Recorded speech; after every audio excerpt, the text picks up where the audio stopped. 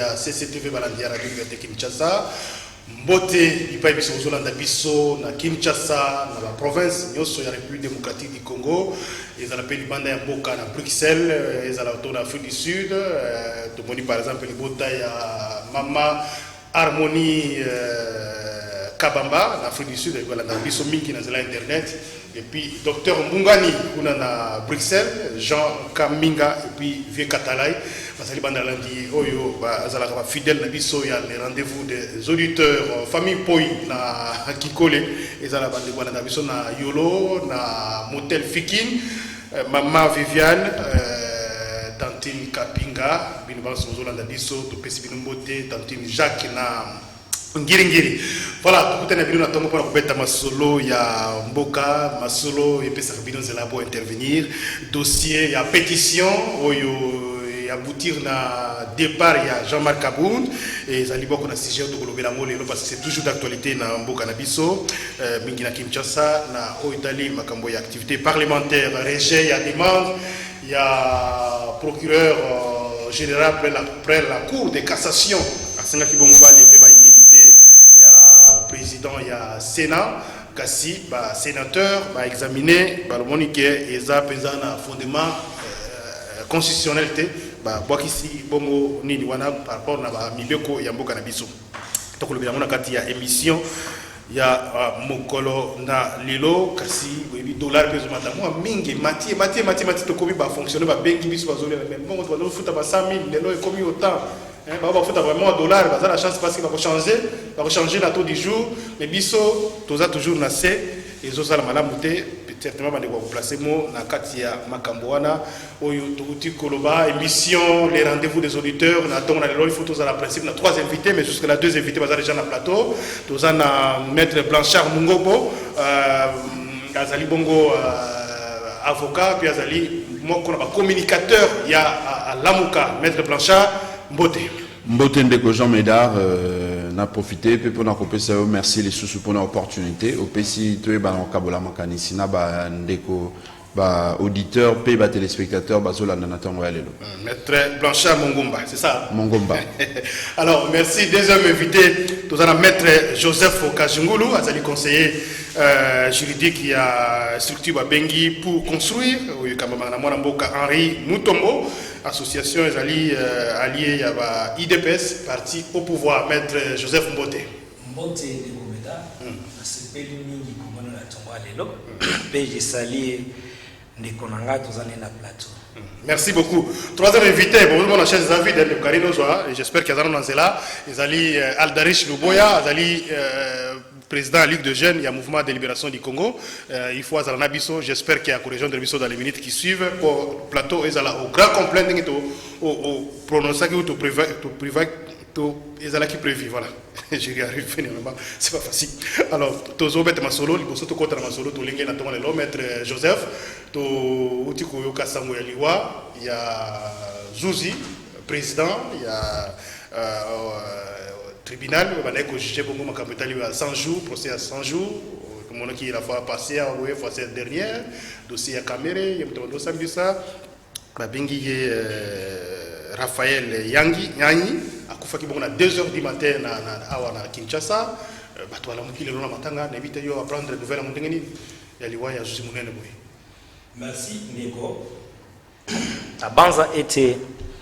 Liwa ya Zuzi Oaou bandaki ko sambisa excuse maitali procès à 100 jours na landi yango neti congolais nyonso kinwa nyonso na kina na tonga lelo ka akufi na ba 23 heures mais ba action na ba réseaux sociaux za ebele oui nous sortons nous représentons des structures officielles à quoi affirmer loko yonana ba ilema ebelete. Ce qui est évident c'est qu'il a Koufi. Je présente seulement si réellement il est mort ndenge toyo kango pour nalandi pe top Congo. Je présente les condoléances et puis n'a encouragé Ming beaucoup plus sa femme ses enfants. Mais je crois que sur réellement à Koufi na ba circonstances moko oyo elongo ba mité comme la justice est indépendante et fait son travail actuellement. Je sais qu'on a de la dossier en Donc, au lieu de mort politique, c'est normal. Bon, mort politique, dire mort politique, c'est aller loin. Parce qu'un juge, il ne fait pas la politique. Les juges représentent le pouvoir judiciaire et il est dans sa mission, il est indépendant. Ce qui est politicien, soit qui politiser dossier en peut même na liwa. Ce qui est ici à volonté à Batumusu Songolo Pakala, je crois que juste ces anambokoyo, les anaba organes compétents, où il cause la banquette pour que le peuple congolais azal éclairé na liwa ya Zuziwana parce que tout le monde a moyen à Kinshasa que c'est un monsieur qui s'y connaît à la matière. À Sali Moussa Naye, vous sentez qu'il était indépendant de l'esprit, comme la loi recommande à un juge d'être indépendant. Qu'il y avait la responsabilité, na maye manso abaneki ko sala na procès oyo. Mais je dois noter ici que Tomeka ko politiser tout de suite ba orkanezali ba enquête zo salement ce qui ba pesibiso version officielle à Liwanaye parce que nautiko tanga na réseaux sociaux je vais affirmer que Kasongo affirme à lobby que Mutuana Zaki na ba policier à sa disposition pour sa sécurité. Alors tous est là, ba enquête est en cours. Je crois que les réseaux sociaux ont dit que Kasongo a affirmé qu'il y a Salaki malaise. Oui, il y en a qui ont dit mingi franchement la dernière réseaux sociaux. Oui, les réseaux sociaux na biso a surtout na Congo ba lokuta ezaki belé. Vérité pesa la belé. Vérité pesa na kati kuna toboité parce que vérité cause à neto za ndeko na plateau ba lebi non maître Joseph na confrère bazaki na plateau ba mandaki ko solo là. Eza vérité. Tozali boswa Karine yo moko za wana mutyo sa koyeba ki eza vérité. Za makambo mususu bato ba lobaka, règlement esalemi bongote. Tolanda enquête de ko signifier biso banso ke vala makambo ena ezalaki songolo pakalande asali boye soit eza malaise soit eza mutu babomiye l'état nda ko fixer toute l'opinion. Merci beaucoup. Donc mais donc là Moimi Beko vous allez avocat donc mon qui déjà déroulement à procès on peut dire que juge ezalaki nanzela ou bien ezalaki mutu moko ki bakolo ba peut-être azuma ba penchant en faveur de tel ou en défaveur de l'autre. Bon. Et l'homme sous Jameda, naebi personnellement, je me suis interdit pour ne pas la commentaire dans le dossier Vital Kamere parce que les dossiers Oyo est en cours devant les instances. Juge ne poursuit pas Vital Kamere. C'est lui qui poursuit M. Vital Kamere, c'est l'organe de la loi, le ministère public. Comprendre. Et la République s'est constituée à une partie civile. Je note ici que juge a sambisa Vital Kamere sur base à élément au bas parti au bas au procès bas pessier parce que mon caméra zappé na ba pièce na yé y a ba preuve qu'il est innocent ministère public parce qu'il y a un principe en droit qui dit ceci acteur incumbi probasso mutu nyonso qui a les faits il est censé commémorer ba preuve ou victimiser mutu azo reprocher. Merci. Pour comprendre. Merci beaucoup. Les ministère public a deux rôles. Surtout que tous na pénal, les ce que nous appelons les réquisitions du ministère public. Pour comprendre. C'est différent d'un civil. Dans le ministère public, il fait quoi? Si l'infraction est établie, le ministère public a en train de charger l'inculpé. Mais ce qui est infraction est établie, le même ministère public a en train de décharger l'inculpé. Alors, le juge, quant à lui, a posé un élément au de part et d'autre à balancer à mon S, l'infraction est établie. Sans oublier que même le juge, il a requalifié l'infraction pendant qu'il est en train d'instruire. C'est pour dire, juge Koloba Etiazaki n'a penchant soit côté la République, soit à son ministère public à je ne dirais pas ça. Merci, maître Joseph juge Azaki vraiment coriace, il fait son travail comme il faut, net, lui-même prévenu. Il notait ceci.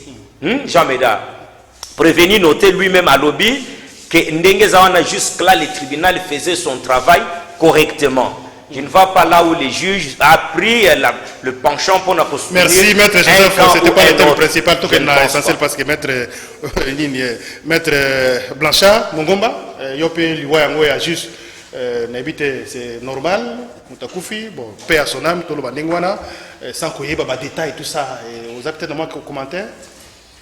Merci mingi ndeko Jean Médard, commentaire ezali ya mawa pasi kuyoka ete compatriote ya lolenge oyo tomoni lolenge nini azali kosala mosala na ye pe kosutuka na butu ya lelo koyoka liwa ya zuzi oyo ndeko Jean Médard ezali pasi mingi pe awa. C'est vrai, tokoki ko lobate ke liwa wana ezali dû na situation telle autre parce que jusque là tous en a ba information sur tout est autre ezali était ba enquête il y a solo indépendante et ça la mapoto ba résultat to ba eloko nini o occasionné justement liwa ya ndeko oyo mais déjà na lombangu parce que esengeli to lobaka tango nyonso ndeko Jean Médard était soki na mokili ndenge tozali kobika awa tozalaka sous protection ya milimo oyo ezalaka likolo oyo ezalaka invisible tomonaka te na se na mokili na mabele tozalaka nde sous contrôle ya l'état azali le grand léviathan, l'état azali monstre ya monene, l'état azali censé kobatela biso bato na biloko na biso. Mais soki baliwa ezokoma na modèle oyo, c'est vrai que toujours affirmer hypothèse mon côté awa, mais toujours réfléchir à haute voix soki que ezali liwa wana ekomi na lolenge moko oyo ezali naturel te. En tout cas l'état na biso esengeli vraiment ayeba na ko comprendre l'état azali irresponsable. Maître Blanchard Hollandi déroulement ba audience tout ça comme Moïse Beko auxiliaire ya loi ni ba bino ba avocat est-ce que mon qui est zuzi wana usala musala na ndenge ya longo bani ou bien za zuzi moko kwa ça peut-être ba funda ki azana mo ba parti pris na kati ya façon ya orienter orienter ba débat couper ça va loba la prétoire. Non, en tout cas ndeko Jean Médard en tant que professionnel ya droit, en tant qu'auxiliaire de justice awa esengeli kozala professionnel na motuna oyo pona ko yanula solo ete zuzi oyo ngana zana mawa makasi na motema parce que azali zuzi oyo aza bien rodé. Ndenge totali déroulement ya audience ndenge bandiki no ezali kokende kosuka azana maîtrise ya affaire azali na maîtrise ya ba parti na audience wana ozomona ete aza moto oyo azali penza zuzi oyo non seulement azana maele ebele mais azali na expérience ebele po ndenge azali kokamba débat ndenge azali kokamba ba audience na ye ozali komona solo ete azali moto oyo facilement te bokoki ko influencer na telle ou telle autre position mais eza pasi lelo komona liwana ndenge ekomi wana mais to ko banza solo ete le plus important ezali bosolo au peuple congolais azali kozela na kati na dossier wana parce que lelo oyo ndeko akei molimo na ye to kosenga epe mana kimia pe to profiter to pesa lisusu ba condoléances na libota na epe na ba congolais parce que il y a un président dossier maintenant est-ce que c'est l'incidence par rapport même à la date c'est audience le 3 est-ce qu'il va revoir ouais na banza été na date incidence et que na noté parce que moni na composition bazala ki misato pe mécanisme où ils a prévu na niveau ya tribunal président et tribunal ba ko se réunir pour na kotala ndenge nini sengeli ba remplacer moto mosusu akoya ko compléter composition wana et ko sala avec incidence ezala mingité mais ce qui te lobby to kende un peu sur le plan politique ezali ko faire réfléchir biso makasi ya mo que dans na lombangu te to c'est la penda banquette où il y a solo ezala indépendante pour permettre biso ko ba vraiment le dossier principal mais comme c'est l'actualité on est obligé ya kolobela yango na kati ya rendez-vous des auditeurs ndeko Aldarish Luboya a outi ko télévision malgré avec beaucoup de retard presque 25 minutes de retard il y a émission bon merci quand même ndeko Aldarish le président de la Ligue de jeunes il y a un mouvement de libération du Congo Mbote Aldarish Mbote ndeko Jean Médard alors merci beaucoup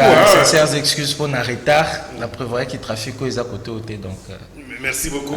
Alors, tous les Makambo Italie, dossier à pétition Assemblée nationale, et j'ai demande il y a levé immunité à Tamamba, mais actualité c'est oblige de placer mon mot Makambo Italie il y a Zuzi, Raphaël, Yanni, Dingazobenga, j'espère qu'ils ont communiqué à Outiko Koufa. On y a précisé tribunal ou a topé composition, il y a un dossier à 100 jours. À prendre à Oui, avec un très grand choc pour Toyebi que Aza Zuzi principal na Makambo Etali dossier où en tout cas Baimbo Kabazota les langues attention et belé. Et je pense que na confirmé na babiloko toyo qui ba information toyo qui n'attend. Je pense que tous a éclaircissement d'ici là, mais je pense que liwanaye et autres traduire que en jeu na makambo état de droit na mboka na biso eza vraiment makasi et tinda biso to attirer lisusu attention makasi na affaire wana.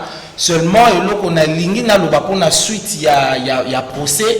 Je pense que Zuzi wana il faut bazala na sécurité moko particulière il faut affecter bango. Il faut bacha bango na cadre moko oezo rassurer bango que ceux qui mutoazo linga ça la bango mabe akosa la bango mabe facilement comme ça il faut permettre même na ba o ba kozwa relève na dossier oyo basa la musala na bango na ndenge longo bani sans pression sans inquiétude. Merci beaucoup Ndeko Aldarish Luboya, bino bozola dabiso na zela ya Radio Liberté Kinshasa, fréquence amoni bozola ndawana ezali 96.8 MHz et 96.8 MHz, donc fréquence dabiso yangwana kanate bokubenga na 082 33 33 749 mutopé sanzela ba invité ba pesa makanisi na bango totika la bana ndeko Aldarish ou comme commentaire na yo pour la commentali pétition initiée par député Nabino Jean-Jacques Mamba finalement pétition va voter yango par une large majorité ya ba député wazala ki mukolomba si Jacques 289 sur 315 députés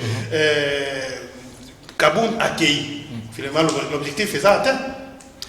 Bon, objectif est atteint pour la démarche au Salemina cadre moko parlementaire. On ne cesse de le répéter. Et la démarche moko Salemina cadre parlementaire où le député moko a constaté que vice-président à lobby maloba moko où qui digne na niveau na été où ils ont ça la preuve ya responsabilité étant donné rang naie. Et na kati ya parlement wana ba député misusu pe ba décider ba signer pétition pour na posenga d'échéance na epo. Je pense que oyebi ndeko Jean Médard en amont honorable Jean-Jacques Mamba a tunaki premier vice-président ba question pour éclaircir maloba oya lobaki.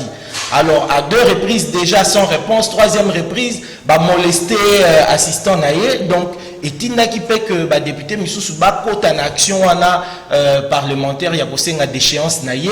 Et je crois que na exposé ya pétition wana bandeko misusu ba parlementaire ba constater effectivement que acte oyo vice-président, premier vice-président de l'Assemblée nationale a posé qui et zala qui digne na ba responsabilité au yazana on a parlementé ne ba déchoirie. Alors merci beaucoup de Aldarish de Kozongi après de Kogérie à mon réalisation il faut trouver même langage hein distraction te na régie na de Bruno de Alain Kabongo hein avec José Andiaboza kuna na régie aux la distraction te to ba zela mo ko zamala de Joseph Kajingulu départ il y a Kaboum c'est vraiment un choc hein, pour l'IDPS un choc pour peut-être dans le cadre de la coalition FCC Cash. Bon merci pour la question Anna. La banza était la fois passée dans l'émission Tosaraki na yo, Nazaraki clair là-dessus pour na koloba était monsieur Jean-Jacques Mamba, il était dans une démarche traditionnelle pour un député pour dire un député na musana ye a quoi initier pétition, question orale avec débat, autant d'actes qu'un député a proposé dans les cadres à musala na ye. Mais là, il fallait tout noter dans le dossier Oyo. C'est est-ce sur le plan de la forme, dossier on a qui vraiment, pétition qui correct. Tout de suite, c'est un problème. Parce que dans la minute, il est poursuivi au niveau de la Cour de cassation. Et j'apprends même qu'il est placé dans la résidence surveillée. Et l'OCO, Assemblée nationale, a pris ça les années. Et Sengeli Azela à mon position au cours de cassation et qu'on pesa na bayeba ko reprocher kolika na bango mamba pona koloba ete ba signature mususu azo kango na lolenge malamu te yé moko député Jean-Jacques Mamba devant ma collègue Nabino à Top Congo il a reconnu que yé moko azalaki à la base il y a récolte à ma signature. C'est un député du FCC. Je ne voudrais pas moi citer les noms ici. Il y a d'abord l'un de vos collègues journalistes qui a affirmé à l'Obik Nanyoyo, et ça a député, on a signé tout en recevant $1,500. Des va signer pétition. Nous, pour construire, association sière à M. Henri Moto. Député, pour Nabino. J'ai dit ceci. J'ai risqué de perdre ma banque ou ma canisse. Association Nabiso, nous prenons, nous défendons la lutte contre la corruption. Lorsque pétition, d'abord, il y a une irrégularité à la signature, il y a d'une manière consciente qu'on signe pétition. Et puis, nous avons apporté plainte. Mais la logique, l'équité. Parce que parmi les sources du droit, il y a l'équité. L'équité, c'est le bon sens. Le bon sens exigeait à Madame Mabunda d'attendre le processus qui se passe au niveau de la Cour de cassation et renvoyer d'abord cette audience à une date ultérieure pour que ce qui démarche à Jean-Jacques Mamba, qui est une démarche parlementaire correcte, ce qui cour de cassation, il a prouvé que, soit il a affirmé que faux et usage de faux ne sont pas les infractions retenues à sa charge, bah, on continue. Malgré qu'une ou des signatures et qu'on a annulé, pétition n'a été. Mais je pose la question fondamentale. Ce qui Mamba est condamné aujourd'hui, quelle sera la conséquence du droit par rapport à la destitution à Kabound? Vous savez qu'il sera en droit de saisir les instances, à l'occurrence les conseils d'État, qui s'occupent des questions administratives pour nous trancher le dossier en a. C'est pourquoi nous nous conseillons. Bon, moi je voudrais d'abord conclure par rapport à ces dossiers. Bah, député Nabiso. Les lots, non, quand il y a MLCT, non, les députés nationaux, l'Assemblée nationale, est-ce que la question sociale, où ils ont intéressé le peuple les lots? Est-ce qu'ils ont là-bas des soirs Kabound les lots, Kabound destitué? Dites-moi, le peuple congolais a gagné. Parce que les marches non, il faut rationaliser nos institutions, moraliser les institutions. Aujourd'hui, Kabound n'est plus premier vice-président de l'Assemblée nationale. Peuple congolais, arriéré, onatra, na esprit de vie. On a qui ministre de transport, lobby na Sénat. Mais qui a un esprit de vie, il y a 18 mois d'arriéré. Il y a quelques missolambongo mobilisés pour réduire la barrière. Mais est-ce que ce sont pas là les questions qui pouvaient intéresser les députés n'est pas Mamba? Ceux qui ont décidé Kabound de l'eau, Mamba gagne quoi? Ceux qui Mamba a sali makamboya transcoté, ils ont empêché ni les députés IDPS ou il y a casse quoi ça là? Non, moi je pose toujours la question. Parce que Mamba, au moment de Sioyo, Baza et Bélé Toboïté. Mamba a essayé de donner le... Mon frère, est-ce que là, on a une initiative à Mamba? Je ne condamne même pas na lobby boy. C'est comme la question, ils ont intéressé qui sont peuple. Merci. Net lobby hour, dans le cadre de la kiosque. Bayambi, délégué syndical, il y a transport. Makambo Manson, les députés, ils ont monté. Merci. Maintenant, quand Kabound est déchu aujourd'hui, mais le peuple a gagné. Merci. Parce que pour soi, dans le cadre de la coalition, je crois qu'on va parler de la coalition ici. Dans le cadre de la coalition, vous voyez que. Maître Joseph, il y a mon collègue, pardon. Mon frère, c'est pour te dire, ma camarade, il a fallu que le peuple n'habille sur la lanterne et à la fois. Merci Jean-Michel. Nous espérons que le long mercredi, jour est prévu pour l'audience, il y a dossier à Jean-Jacques Mamba. Le 27, nous espérons que Bakobimisaye soit initié à rejoindre dossier où il y a Transco, où il y a social.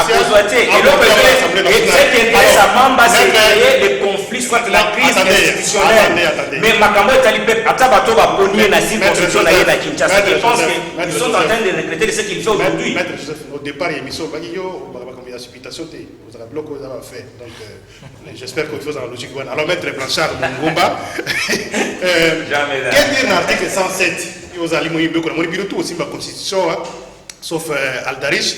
Il y a semi constitution. Alors, bino vous avez avocat. L'article 107 le bini parce qu'il y a un avocat qui débat dans l'Assemblée nationale. C'est vrai que si la motozong il a débat, le fait c'est que Balombo est déjà vice-président, mais ce qu'on a dit dans la justice, article 107, il y a constitution, il y a un peu tout le monde, il y a Sénat. Et le bini, j'espère que vous allez mettre au rappeler pour la cadre.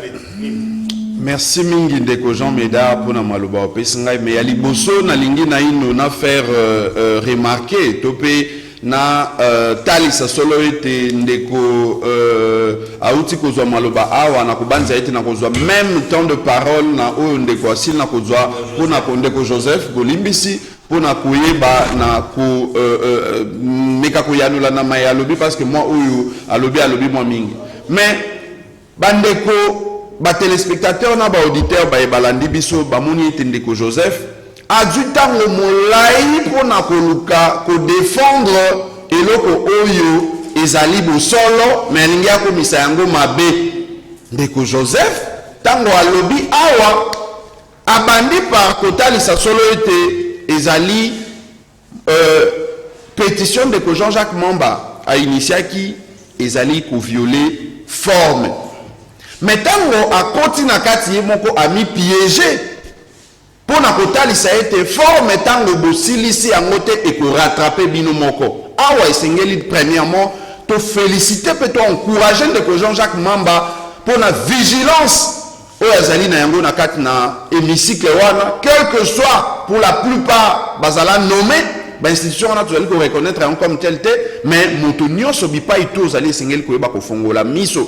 Parce que question essentielle awa ezali likambo ya kozanga ko démontrer ba allégation on de kwana Kabound aya ko loba devant peuple congolais tango yo lobi 7 millions bimaka ba biso ndeko et ça maka ndenge nini peut-être biso to ebite poza na bureau ozangi maloba ozangi argument olobi non esengeli bokende pa ya Kester boze la session en mars pour bokende na Kester et puis olobi yango na mokanda te tozoyoka ngo na ba couloir non et ça maka bongo te. Chambre wana Assemblée nationale de Jean Médard ezali na règlement oyo et organisaka fonctionnement na yango na pratique parlementaire ya bandeko wana na Assemblée nationale ce qui pétition oyo et c'est fondé na article 31 ya règlement wana oyo ezali légal tango ndeko Jean-Jacques Mamba a komeli moto oyo azali premier vice-président na bango azangi kopesa eyano article 31 et PCI Ndingisa règlement intérieur na bango assemblée et PCI Ndingisa ya ko initier pétition na sens oyo ya koluka ko isaye po ete ayanoli na procéder na lolenge esengélité mais maintenant pratique nazali ko le parlementaire ezali ngana ko kiko zo initiative mais je ne suis pas obligé ya ko tambola kana mokanda na ngawa na ya pétition pour na récolter ka signature moko na pratique na bango ezala ete soko zali président ya groupe parlementaire ya MLC na ko kiko tika liste pa ina yo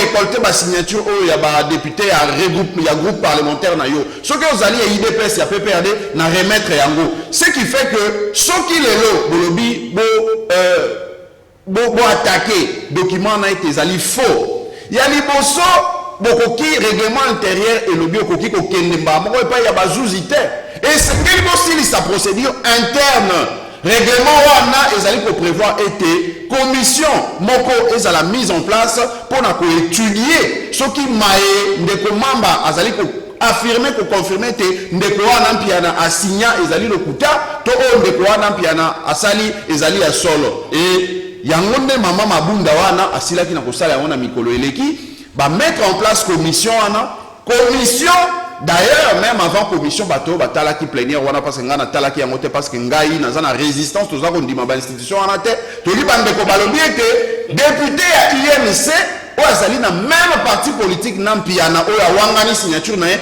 a confirmé yango devant micro devant bandeko baninga na yeba député était mpiana asignaki wana na kati na pétition wana et na rapport aux commissions qui mise en place ba conclure pour le ba été et sengeli procureur parquet ba kata poursuite na bango na ndeko mamba mais tout moni parquet à répondre problème ezalité parce que rapport déjà au ya commission na yango ezali preuve que ko même tina niveau à tribunal pour na kolakisa solo été ndeko wana mpiana yende moto sengeli ba poursuivre pour na le kuta pour na action na téméraire vexatoire wana. C'est que certains députés ont proposé que député wana Simon le fait que bah kuna na niveau assemblée va reconnaître qu'il a signé qui donc il faut pas sanctionner. Mais de gens mais dans 2 secondes conséquences logiques ou juridiques pendant Kametali article 107 de la constitution parce que Yangonde assemblée se fondée pour la conseil de PGR va arrêter poursuite contre les députés. Les lois audience ali na cour de cassation pour la Jean-Jacques Mamba. Audience on va prendre acte na demande il y a résolution votée dans l'Assemblée nationale pour arrêter poursuite ou bien pour continuer pour statuer dans le dossier. Ndeko Jean Médard awa esengeli na répondre lokola professionnel lokola praticien à droit. Dossier et outil na parquet. Normalement, le parquet nous doit poursuivre, mais balobi ezaki na procédure il y a flagrance ndemba moko va se retrouver devant cour. Puisque eza déjà devant cour, le parquet azali sous na pouvoir te na dossier où eza déjà devant bazuzi ou ya cour wana. Yango moni ndeko wana à répondre quand même na bureau et assemblée nationale pour na kotali sa solo été ezali sous na niveau na ngate ezali na niveau ya cour. Na niveau ya cour.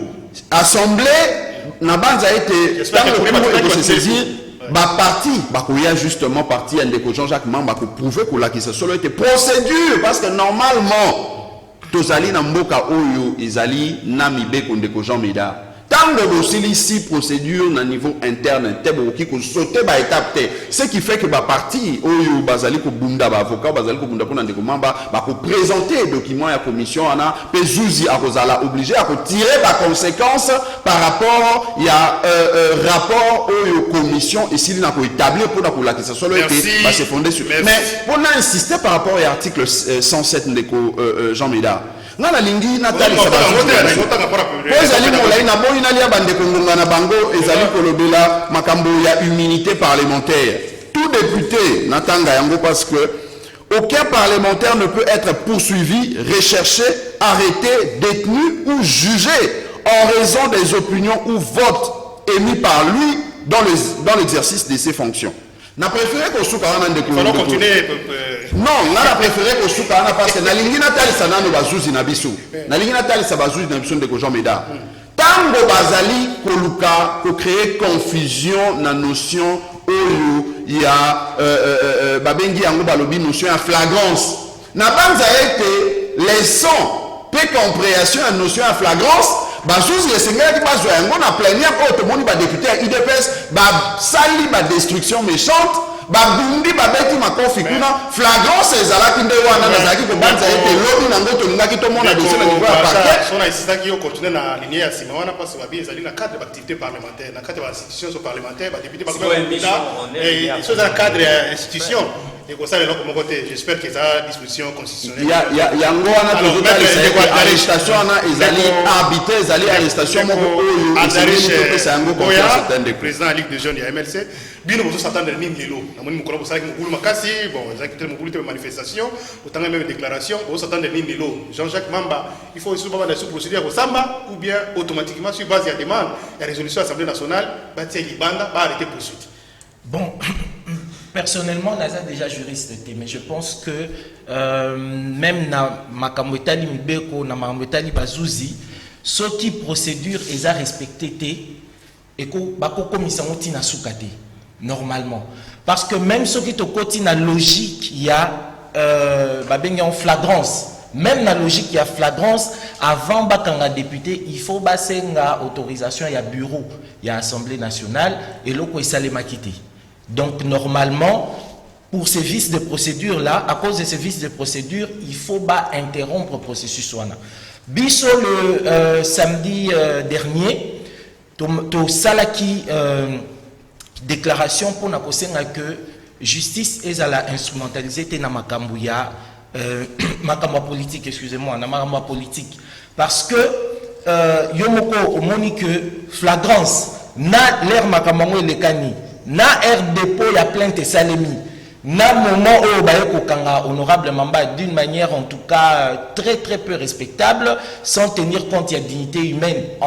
Il y a rien en tant que Moutou, na statut naïe en tant que député national, Basali Makambwana, et ça démontre qu'il y a eu derrière Batumoko Oyo, actionner machine judiciaire au lieu de respecter procédure. Donc aujourd'hui, à quoi est-ce que nous nous attendons? Nous attendons à ce que procédure wana judiciaire est à la suspendue ou carrément arrêtée parce que il y a vice de procédure et comme ça a été dit ici autour de cette table, il y a le fait que institution au Parlement, Assemblée nationale, Parlement, ils ont une institution à part entière.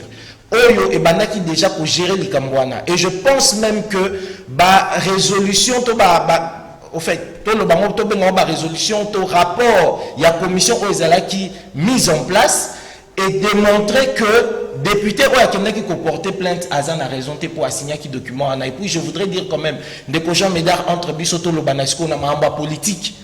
Toyebi que pratique wana ezalaka habituel et pas politicien na biso.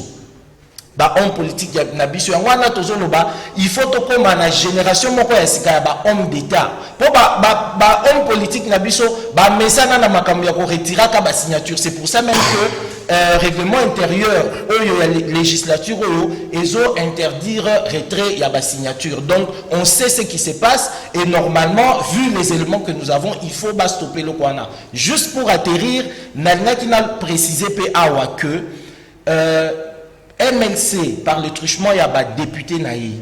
Et ça, premier parti Oyo et actionna qui te colle au processus, il y a contrôle parlementaire, il y a 100 jours, il y a chef de l'État.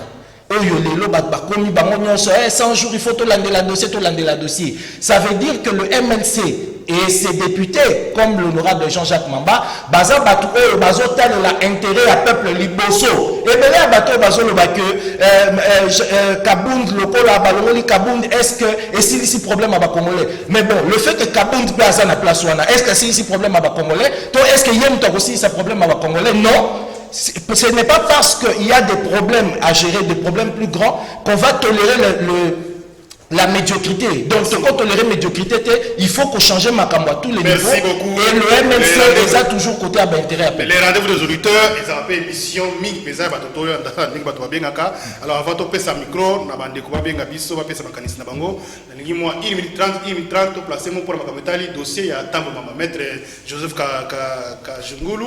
Tambo Mamba, c'est se fonda toujours sur l'article 107 de la Constitution, va répondre négativement à la requête, il y a procureur, c'est va lever immunité pour un dossier à Bijougoya, et sénatrice Bijougoya Funda qui est pour la diffamation, il y a un dossier parlementaire. Un parlementaire ne peut pas être poursuivi pour avoir opinion, il y a Makambo lobby, il y a parlement, il y a assemblée, il y a sénat. Yango va prendre une surprise ou bien c'est normal, il faut que tout ça soit plus parce qu'il va arrêter poursuite. C'est pareil avec les Bassins qui Jean-Jacques Mamba. Merci Jean Médard. Avant de 1 minute 30 secondes. Moi, personnellement, ça ne m'intéresse pas parce que c'est le président a dit que Mouzé est très clair là-dessus par rapport au comportement de ce monsieur-là. Je dis ceci. Je suis en train de féliciter d'abord l'élégance de mes co-débatteurs ici. Parce que les jeunes gens entre nous, les Sengeli, qu'on imprime une nouvelle vision de la politique de notre pays. Parce que les gens dans ce domaine de la politique, aussi peuple mingi peut payer la place au Tokomeli les lots. Oyebi pratico ya koiba ba signature dans l'Assemblée nationale. O makamumamba salio. Et bandi les lots. C'est depuis 2006. Parce que Bayaka na Babiloko, élégance, tu peux féliciter bien pour l'élégance. Donc, gardez la parole. Surtout si le judiciaire a la présomption d'innocence. Non, écoutez. Moni, je suis à côté d'un confrère. Je suis à côté d'un confrère avocat et je parle sous son contrôle. Nous devions faire la différence entre un préalable est une exception. Bah, député Nabiso, ce n'est pas parce qu'on parle de l'immunité parlementaire que tu dois te permettre de faire n'importe quoi. Il faut savoir, les comédas, il faut savoir. Que toi, tu t'es fait défoncer. Il y a Mamba, tu ne me donnes pas le temps de m'exprimer parce qu'il faut me laisser le temps là le bas. Au Monibiso, nous ne sommes pas dans un régime où, même si un ministre a géré ma bête, tu dois applaudir et te soutenir. C'est comme ça les matés. Nous, pour construire des méchants Remoutombo, d'abord, l'objectif de notre association, c'est la lutte contre la corruption. C'est pour dire, bah, Isaac Nyoso Yamabe Bisoto Kondanaka. Mamba est dans la logique normale d'un parlementaire. Notre problème avec lui, c'est quoi? Vice de forme. Aïbi ba signature à Batou. Ce qui nous a apporté la plainte. Vous pensez Simon Piana? Simon Piana est fou et malade pour saisir la Cour de cassation. Quant à ces questions, tu n'as qui confère les noms. Au tournoi lobby, Maître Blanchard, j'ai dit ceci. Procureur général près la Cour de cassation, il est avocat. C'est parmi les hauts magistrats qui la profession sont les hommes honnêtes et sérieux. À répondre, Mabunda. Mabunda, il faut savoir dans les 4 institutions de la République. Nous avons la présidence, le Parlement, les cours et tribunaux et les gouvernements. Les cours et tribunaux, ce sont des institutions à part entière. Mabunda n'a aucun pouvoir, soit le droit d'instruire un procureur de sursoir poursuite contre un individu à commettre infraction, il y a faux et usage de faux. Yozo Kimila Mingi, article 7. Je vais te donner maintenant l'esprit de cet article. Esprit à cet article, les autres baboy. Je n'ai pas besoin de lire. Paragraphe tu veux les tout dernières. Avis Nazo Pesana article yo.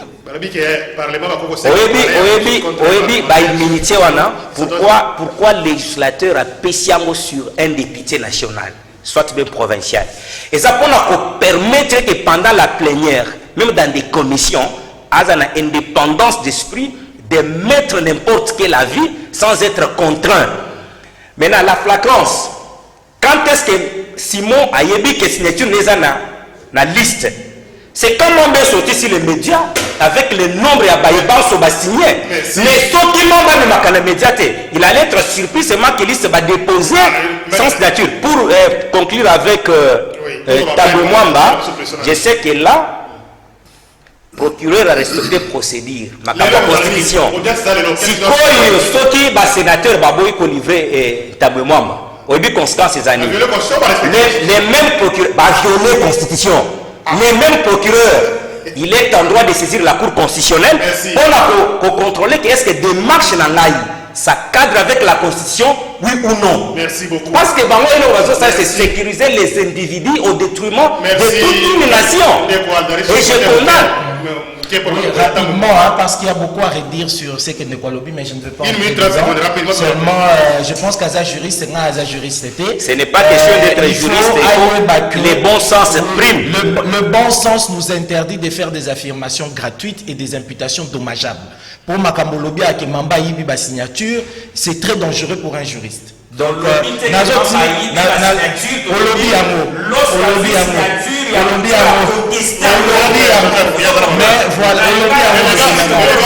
mais ce n'est pas les vols, c'est défini. On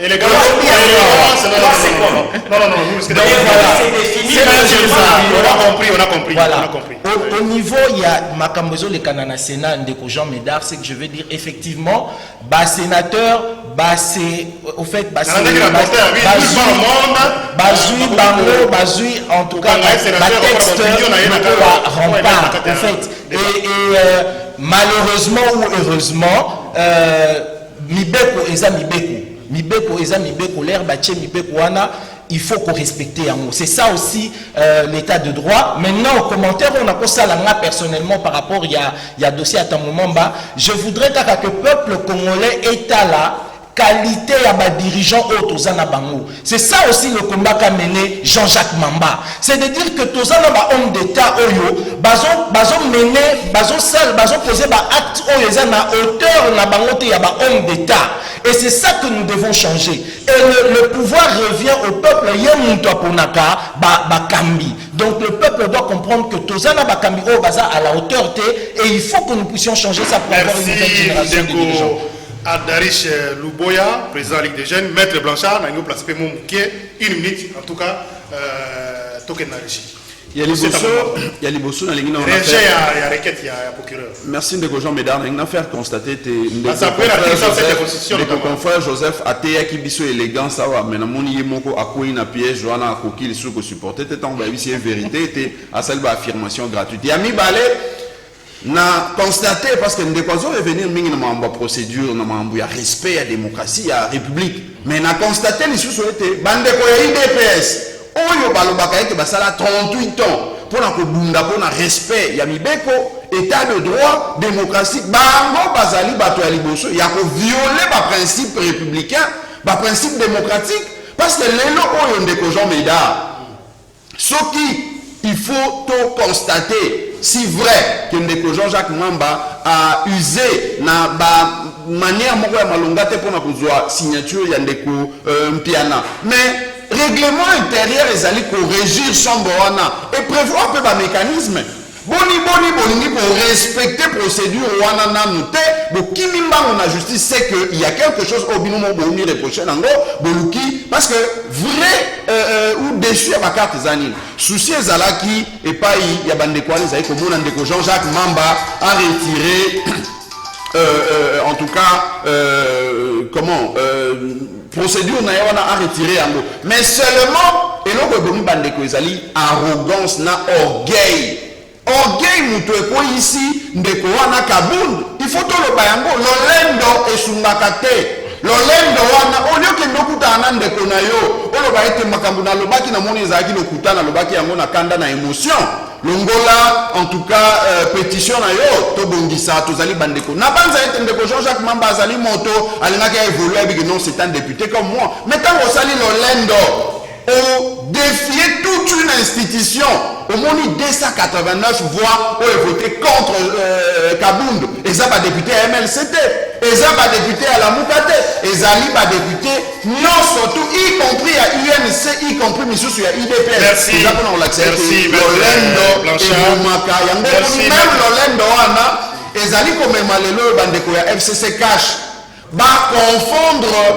confiance légitimité au peuple à koka kopé sabango na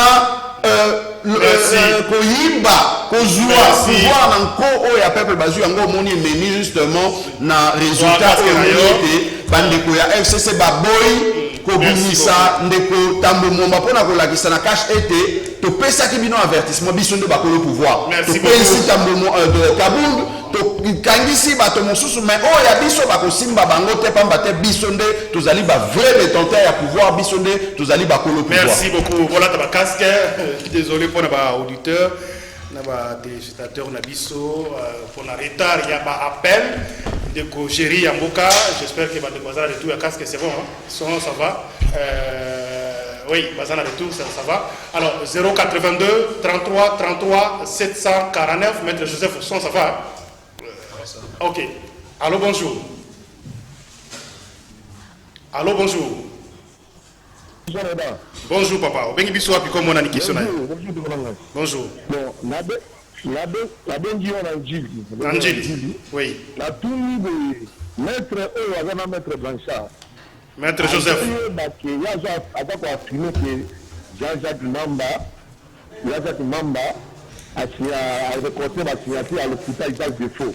Mais quand vous avez député on a IMC, Bazak Onodake, bakotaki na commission a député moko ya IMC approuvé que monsieur wana signature na ye.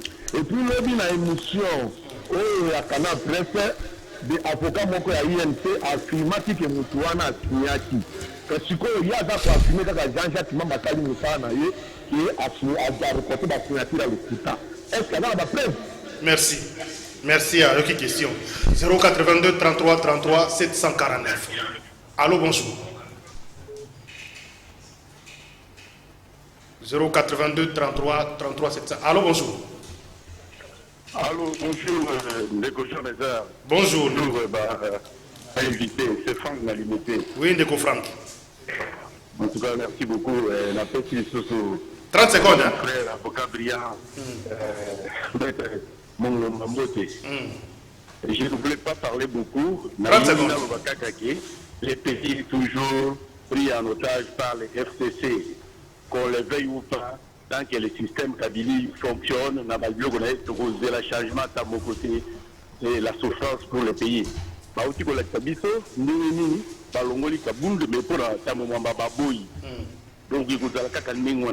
le peuple va toujours souffrir. Je crois que Mamba, ceux qui alignent ça à Moussala, à l'Andela, peut-être il y a FCC, on a 4 millions de délai. 4 millions de délai. Mais aujourd'hui, on a sauvé l'autre. Et on met Kimbuta comme président de la commission. Kimbuta a détourné ceux qui 60 millions. Merci. Pour couper à zone cité. En tout cas, ils n'ont pas si je regrette pour mon pays. Merci. Le correcteur était bon et vous m'avez un espoir. 082 33 33 749. Allô, bonjour. Oui, allô, bonjour. Bonjour, papa. Obengi Bissoa, puis comme on a des questions. Oui. Alors, Kitsa volume radio na yo mukie poto landa yo malamu. Soko bengi biso okiti volume radio parce que landa yo malamu était ça va être. Allô, bonjour. Allô, bonjour. 082 33 33 749. Allô, bonjour. De quoi 082 33 33 749. Allô, bonjour. allô? Bonjour, papa. Bengi biso comme on a une question. Oui, monsieur Gustave Langeli. Monsieur Gustave Langeli.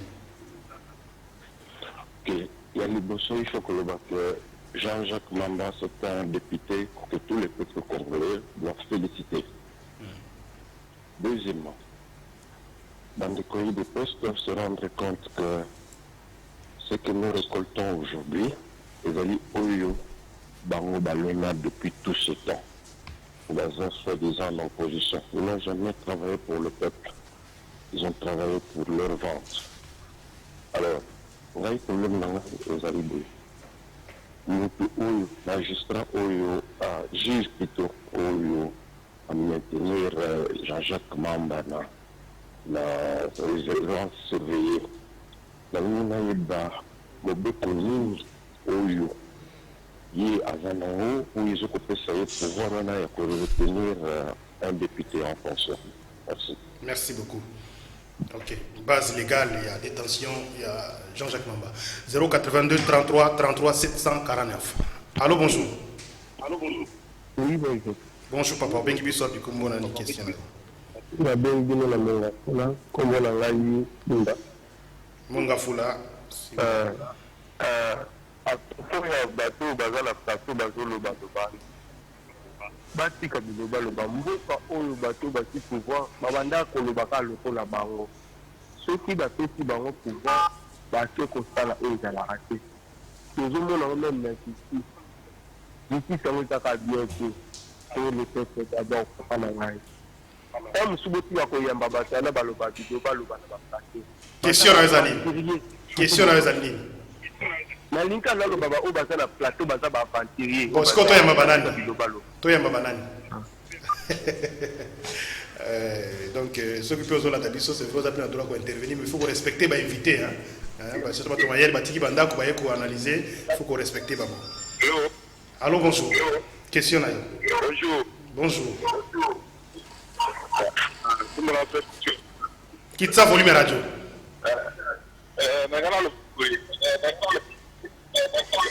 Auditeur totika ko des autres pour compliquer o mutoza na pato na bete dola na nema to ndela toki to sali mtako juste qui ça des ambo kasi tika côté les basu na ba auditeur sur qui problème eza boye beaucoup eza ya il faut tout le taper pour tika na côté B pour kamwe pour amokani pour tika ba intérêt propre tout au côté pas d'intérêt propre pour vous la nécessité pour que vous puissiez vous sauter on va gagner comme ça. Merci. Merci. Merci. Tous appel à Souka de Kojeri. Appel à Souka. 30 secondes. 082 33 33 749. Allô, bonjour. Appel à Souka. Nous avons la chance à Kokota parce que c'est standard. Il y a des milliers à la fois de personnes. C'est difficile Kokota, mais c'est Kokoti. 082 33 33 749. Allô, bonjour. Allô, bonjour. Allô? Allô, bonjour, papa. Bengi biso application na yo. Allô? Bonjour, papa. Tozola na yo. Bengi biso application na yo. Allô, papa Blanchard. Loba tozoyoka. Papa Blanchard zola na yo. Allô? Papa Blanchard, na lobby, hein? Oh là là, papa, au côté déjà en ligne, il faut trouver sa question. Allô, bonjour. Allô? Allô, bonjour. Oui, bonjour. Bonjour. Bonjour, bengi biso application na yo. La bengi biso na Kimbaseke le Kimbaseke, oui. Bon. Ngana ni ngaya yedisa ba na pesi d'inviter mbote na pesi maître Blanchard mbote. Na vu que maître Blanchard je crois bito landa ka mingi. Il m'a kokota na polémique OET FCC na MLC Omeka kokota ya ngote. Puisque là ba parti puisque toyebisaki bango assemblée nationale wana eza assemblée nationale moko fabriquée par Kabili balobaki ke eza bongo te bakomaki lokola bazozouer rôle moko boye ya hypocrisie kala lokola mwana mboka mafe fayo inconsible balongoli yango donc komona ke no baje moko akati lobetama te batika baguerre na bango idps nani tuta basala ndenge na bango toyebi te suka nango ezala mabe même. Merci beaucoup. Tout ce qui wana pendant que nous beaucoup bien dans la deuxième tranche émission à 10h30 après kiosque donc ndeko besoin une minute pour conclusion puis pour répondre à ma question Aldarish. Bon oui, rapidement déjà dans les deux dernières avant-dernières observations par rapport il y a le fait que bon ba obazo yawana même ba obazo pouvoir babandolo bakaka bongo effectivement c'est le problème que nous sommes en train de gérer maintenant. C'est que peuple est l'ennemi et mon akaba médiocre tout le temps à pouvoir. Aux ala qui nos positions, l'opposition, les recommunes à pouvoir, au commun salamakamo et zalakati. Nous voulons une nouvelle génération de dirigeants de bonne qualité et des hommes d'État. Et par rapport à la situation, il y a Jacques Mamba. Effectivement, na lettre au président de l'Assemblée nationale à Komela qui est procureur. À lobby, il y a une ici en disant que déjà à se dessaisir un dossier est commis à niveau déjà il y a cours et je ne sais pas précisément ce qui Assemblée nationale est qu'on s'est décidé et comme à niveau il y a cours pour la suspension il y a procédure ou bien ce qui l'audience est allé là est-ce que les juges va tenir compte du fait que la procédure nous attendons justice et ça le travail nous ça la et longo bani donc elle a un texte comme il y a eu vice de procédure il faut justice et suspendre. Merci maître Joseph. Une minute. Merci. Ngai na tondi pe ba l'opinion so ba bengi c'est de leur droit pour intervenir dans l'émission parce que toi tenir émission à leur endroit quoi. Et na loba boye de Gustave na qui m'a ségabi faut féliciter Jean-Jacques Mamba consort. Ah oui ben Jean-Jacques Mamba biso te condamné nani musala na yete en tant que député il a le droit d'initier une pétition mais to lobi boye pour mususu alobaki ceux qui tous en la preuve il y a que Jean-Jacques Mamba zo qui ba signature mususu na linga mabe mais il vit à Kinshasa alors que l'un de ses collègues députés a saisi le cour de cassation.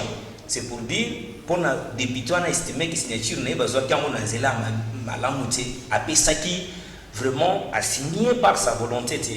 Donc, on a n'inga mayuya, pour na beaucoup na linga vraiment bakino. Autre moyibi mais n'inga mayuya. Le mutu a évité, bazu signature na ye pour pas gonfler nombre. Mais ngai pour na kosuki c'est na conclure boy. quand on est en politique, soit on est au pouvoir, on n'est pas au pouvoir pour soi-même, mais c'est pour les peuples. Manso Tokosani, député, ministre, bourgmestre, chaque autorité à son niveau, quand il pose ses actes, il s'engage à tala simata libo. C'est ce que intérêt à peuple les anakati. Ba député na biso ba sunga biso, les ana dossier musus crucial na kokam esprit de vie. Bande kwa na bazana 18 mois bazo futamate. 3 na bango ba telemi ba saisir présidence de la République, ba suspendre bango pour une durée indéterminée, 2 secondes. La nomenclature et la sanction dans le droit positif congolais du travail précisément, sanction et à durée indéterminée et à la caté, confrère avocat Zawana.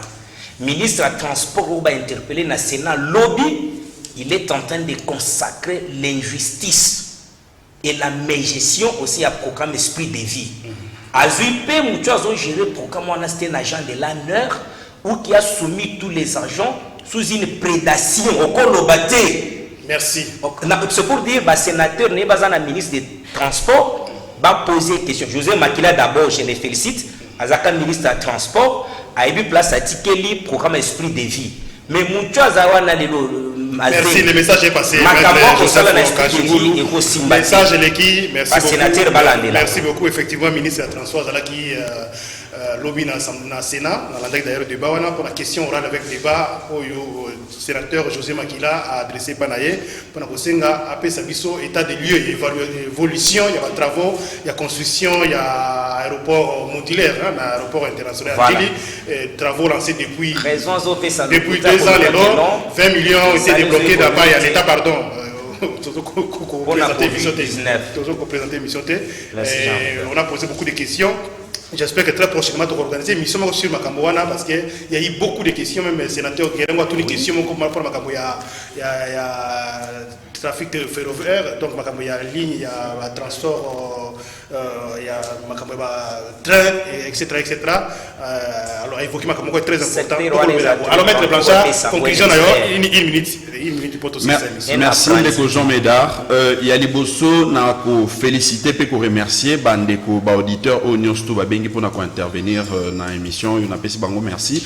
Mais dans l'ingénieur, il y a Bandeko Boy. Peuple congolais, il y a les bosso, tout ça, qu'à féliciter, bino, peut encourager, bino, na vigilance, na attention au bokomi na la question politique, pour na kanga, ba politique, ba politicien, au Nyostou, il y a le kuta, ba messana, ko yebisa biso démocratie, état de droit, mais en réalité, ba ebi notion, on a te, ba ebi ango. Mais na lingi les sous na lo babo na okim de komoko abengi na kisenso na remercier mais na lobby en attendant que biso peuple souverain to récupérer pouvoir na biso oyo ba confisquer ango na deal oyo et memi bango na résultat le lolo kabund akwei mais kuna FCC alobi lokola ngai mutu na mo kontina na para munene na kati na deal wana Alexis Tambo a démontré bango yango donc les résultats ya dit wana ngai nazo kota wana tende ko ngai na kisanso mena ndeko lobaki élégance s'il vous plaît nazo conclure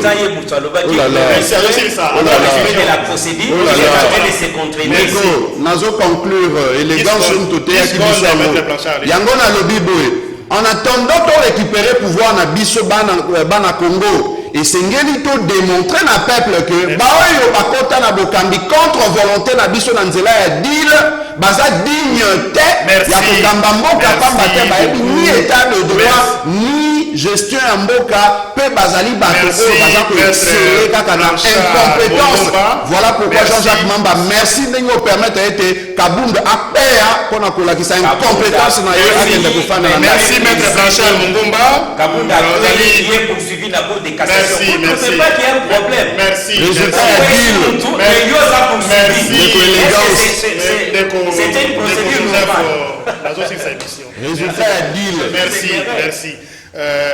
Merci beaucoup Blanchard Mungumba, Ozali, bon communicateur à la Mouka. Merci na Aldarish Luboya, président de la Ligue de Jeunes, il y a MLC.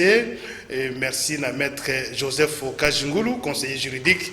Il y a structure Babengi pour construire, il y a Henri Moutombo, je crois, association membre ou bien allié à IDPS. Merci Nabino. Dossier Jean-Jacques Mamba, tu vas fixer dans l'audience à Mokonalelo. Est-ce que vous avez Misae, est-ce que vous avez Misae, tu vas bango na Mokonalelo. Merci beaucoup Nick Bolanda Kibiso, équipe technique, Aleka Bongo, Bruno Zinga. José Andia, ndeko Doudou Montiri, Moron Djambe, Karine Bébé, et puis ingénieur Junior